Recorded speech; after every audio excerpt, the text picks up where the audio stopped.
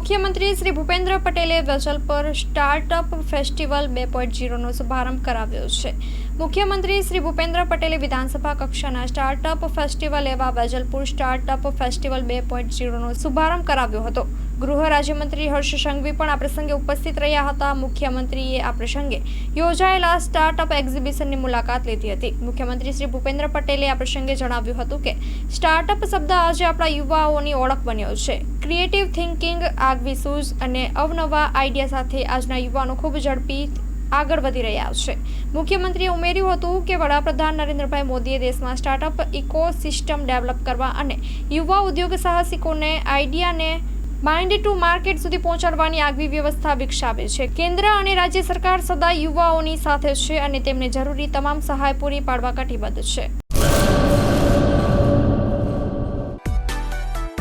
માં motor driving, safe and sure driving. Driving એ શોખ સાથે આપની મોટી જવાબદારી પણ છે. અમારા ઇન્સ્ટ્રક્ટર દ્વારા સચોટ અને સરળ માર્ગદર્શન.